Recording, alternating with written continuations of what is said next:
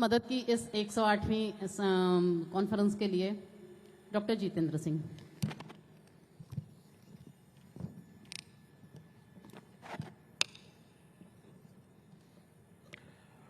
परम आदरणीय प्रधानमंत्री श्री नरेंद्र मोदी जी, जो कुछ ही समय में हमारे साथ जुड़ने वाले हैं, honourable governor of Maharashtra Shri Bhagat Singh Koshyari ji, मुख्यमंत्री एकनाथ शिंदे जी, हमारे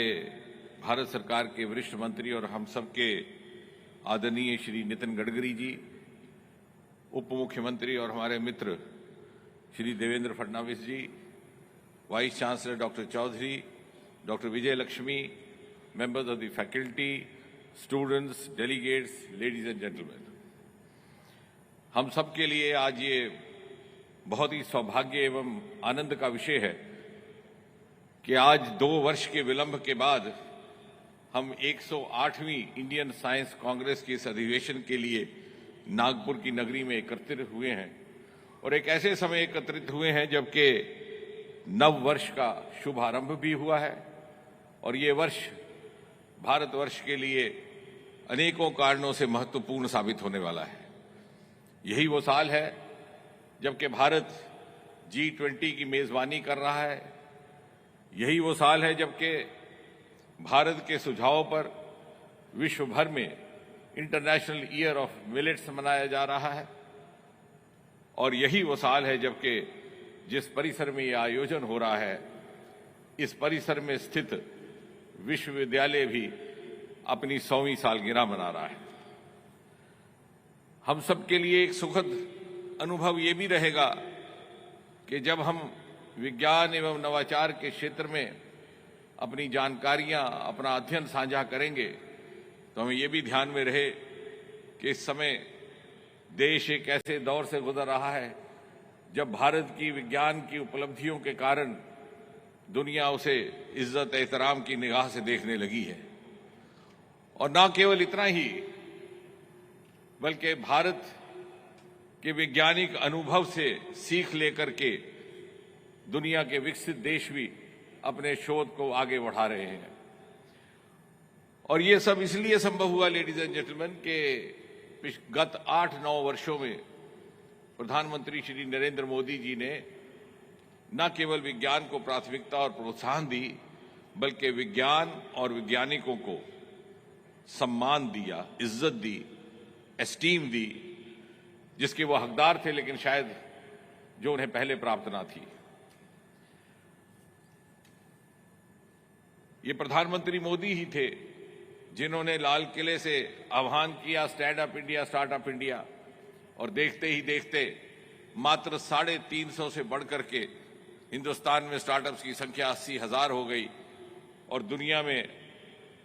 स्टार्टअप्स में हम तीसरे दर्जे पर आन खड़े हुए। ये प्रधानमंत्री मोदी हैं जिन्होंने हिंद महासागर में छिपी हुई अपार संपत्ति का एहसास करवाने हेतु हमें एक बार नहीं बल्कि 2-2 बार अपने स्वतंत्रता दिवस संबोधन में 2021 और 2022 में डीप ओशन मिशन का उल्लेख किया। और ये प्रधानमंत्री मोदी हैं जिन्होंने अंतरिक्ष विभाग को गोपनीयता के पर्दे से निकालकर प्राइवेट पार्टिसिपेशन के लिए खोल दिया। परिणाम ये कि आज वहां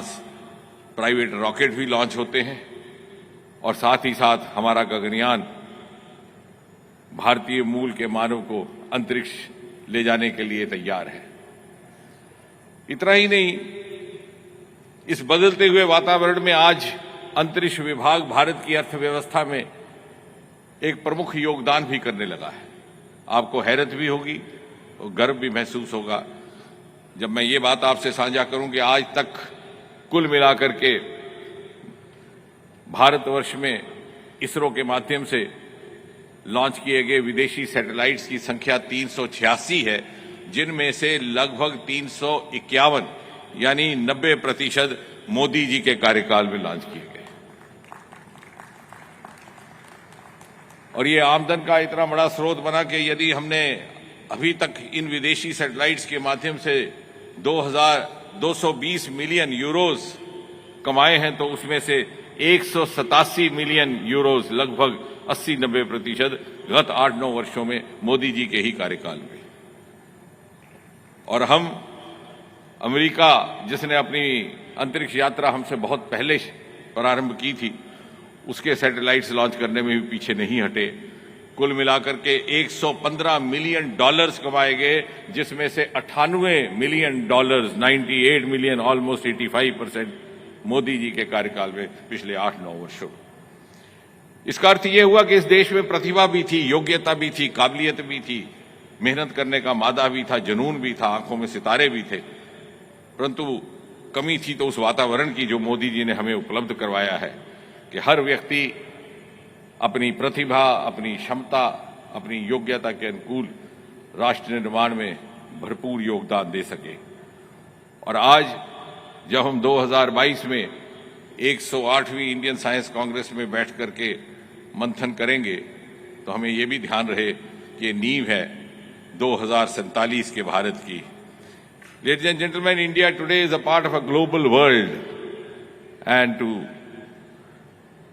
play that role of a global nation, we have to live up to the global benchmarks. Our challenges are global, our concerns are global.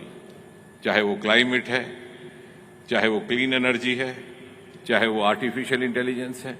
और इसलिए अनिवार्य बन जाता है to move to the next level, and the next level is that of sustainability. Sustainable startups, sustainable research, जिसके लिए अनिवार्य है optimum synergy between research, academia and industry. Don't forget industry. और इसलिए very appropriately, very thoughtfully, the focal theme of this year's Congress is sustainable science and technology for sustainable development and women empowerment. बहुत समय ना लेते हुए, वक्त की मर्यादा को ध्यान में रखते हुए मैं अपनी बात केवल ये कहकर के समाप्त करूंगा कि if the ultimate litmus test of any successful scientific endeavor is as to how much it contributes to the well-being of a common citizen, as to how much it contributes to the ease of living of a common citizen, then I can say with a certain amount of confidence that the 108th Indian Science Congress being held in Nagpur will pave the way for India's ascent through 21st century to emerge as an evolved society, a model society among the comity of world nations. धन्यवाद. Thank you. धन्यवाद मंत्री महोदय। अब मैं बुलाना चाहूंगी ऐसी शख्सियत को, भारत में कहीं भी जब हम रास्तों से जाते हैं तो यह पुल है, यह रास्ता है, निश्चित रूप से